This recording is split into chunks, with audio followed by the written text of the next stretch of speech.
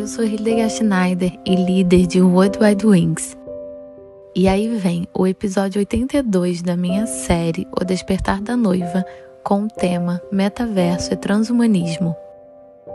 Começamos agora um novo ano de acordo com o nosso calendário. As coisas nunca mais serão as mesmas novamente. O relógio continua a bater no horário de Yahvé e estamos indo cada vez mais fundo para o fim dos tempos. Vemos o reino final, o reino do anti-Messias emergindo diante de nossos olhos. Essencialmente, existem as seguintes pedras angulares que veremos emergir este reino: um sistema de controle absoluto, abolição do dinheiro, convergência do globalismo, transhumanismo e metaverso. Mais inteligentes, mais saudáveis, mais fortes e sempre felizes. Os transhumanistas querem derrubar os limites da biologia e otimizar os seres humanos por todos os meios disponíveis. São promovidas as seguintes ciências: genômica, neurociência, robótica, nanotecnologia e inteligência artificial. A neurociência, por exemplo, deve encontrar maneiras de criar especificamente estados mentais, uma espécie de felicidade com o apertar de um botão. Na maneira transhumanista de pensar, os humanos têm o dever moral de modificar sua composição genética para que as gerações futuras tenham corpos mais eficientes e menos propensos às doenças. Os transhumanistas querem usar todos esses métodos para criar um novo ser humano dentro das próximas décadas. Estas não são apenas ideias na cabeça de algumas pessoas. Elas estão sendo trabalhadas com fervor. Ray Kurzweil prevê que em 20 a 30 anos o cérebro humano poderá ser escaneado, carregado em um computador e simulado. A mente viveria como um software, livre da decadência biológica. Isto é chamado de emulação cerebral. Humanos e máquinas se tornaram então tão próximos que uma cópia digital das pessoas é possível. O software do cérebro pode ser transferido para avatares. Mesmo que não passem 30 anos até o retorno de Yeshua, ainda é importante estarmos cientes desses desenvolvimentos para que não sejamos presas deles. Metaverso é composto pelas palavras meta, além, mais universo. O metaverso é o universo de nossos mundos virtuais que estão e estarão ligados ao mundo real. Enquanto isso, os especialistas em tecnologia assumem que as aplicações para todos nós virão do metaverso. Os serviços atuais como WhatsApp, Signal, iMessage, Telegram, Twitter e Facebook ou Instagram estão quase ou completamente separados um do outro.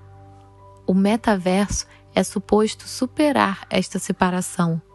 O metaverso aproximaria ainda mais os mundos online e offline. Assim, os mundos virtuais e o mundo real se fundem um com o outro. Tudo deve estar conectado a todos, e isto é o que então é anunciado. A vida virtual poderia se tornar mais fácil para todos nós. Que o desenvolvimento está realmente caminhando para um mundo paralelo virtual, com sua própria economia, pode ser visto no puro volume de negócios no espaço virtual. Em 2015, as pessoas no mundo todo gastaram pouco menos de 5 bilhões de dólares em bens virtuais. Em 2020, esse número havia subido para 55 bilhões de dólares. A pandemia do coronavírus mais uma vez estimulou a mudança para o mundo virtual. Mark Zuckerberg anunciou que o Facebook deveria se tornar um metaverso. Ele ordenou que seus funcionários lessem o livro The Metaverse, de Matthew Ball, que descreve o fenômeno de forma muito abrangente. A indústria da tecnologia tem tudo a ver com levar certos desenvolvimentos para aplicações no mercado de massa, e é isso que temos que ter em mente. O metaverso é um mundo digital 3D no qual você se move por avatar. Um avatar é uma pessoa artificial ou uma figura gráfica que é atribuída a um usuário da internet no mundo virtual. cada um pode determinar por si mesmo como será o seu próprio avatar. Neste mundo, todos os serviços a que se está acostumado e utilizamos devem ou podem ter lugar. Os filmes podem ser assistidos e os jogos podem ser jogados aqui.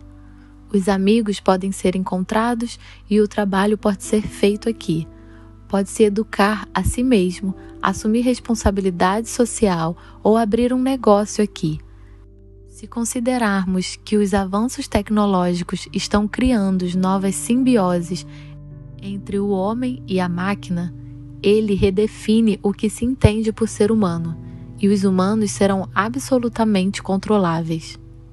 Como regra, as pessoas terão que colocar os óculos VR. Quando você coloca tais óculos, você não ouve mais ou vê seu próprio ambiente e está completamente imerso no mundo virtual.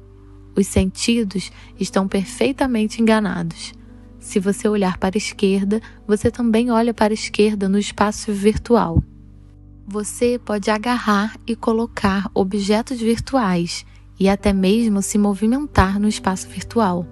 Para que isto funcione, você precisa não só de óculos VR, mas também de um computador relativamente potente e de uma conexão rápida à internet. Portanto, algum esforço técnico é necessário, não apenas por parte da Meta do Facebook, mas também por parte dos usuários. No campo médico, há uma variedade de desenvolvimentos que mostram uma mudança transhumanista. Por exemplo, implantes cerebrais eletrônicos. Através de sensores e elétrodo, eles podem monitorar as atividades do cérebro e estimular ou bloquear os processos na rede neuronal. As realizações recentes neste campo são implantes na forma de uma rede flexível que pode ser injetada diretamente no cérebro de forma minimamente invasiva. Quando Apocalipse 13:8 declara: "Todos os habitantes da terra adorarão a besta", ou seja, todos aqueles que não tiveram seus nomes escritos no livro da vida do Cordeiro, que foi imolado desde a criação do universo. Assim, podemos imaginar que através do metaverso, ou seja, o novo mundo que conecta tudo a todos, um ser humano transhumanista é criado, ou seja, um ser no qual o homem e a tecnologia são fundidos. Isto é chamado de cybernismo e é usado para descrever um híbrido de organismo e máquina biológica. É normalmente usado para descrever pessoas cujos corpos são permanentemente suplementados por componentes artificiais. O ser humano é então visto como um código, uma substância que pode ser mudada tal como um programa de computador. No futuro, os chips RFID poderiam ser implantados sob a pele como um substituto para a carteira de identidade, o que identificaria e localizaria uma pessoa. Os militares americanos já utilizaram esta tecnologia para determinar a localização exata das tropas. Com a inserção desta tecnologia no corpo, não só se estaria concordando com uma vigilância de dados ainda mais perfeita, mas também se colocaria em uma relação de dependência cada vez maior. Assim como descrito nesta palavra do Apocalipse, a terra e seus habitantes podem ser levadas a adorar a primeira besta. Resumindo, ao criar o metaverso, o híbrido transhumanista de organismo biológico e máquina pode ser integrado a este metaverso e controlado. Transferimos o que foi dito até agora para o sonho do rei Nabucodonosor.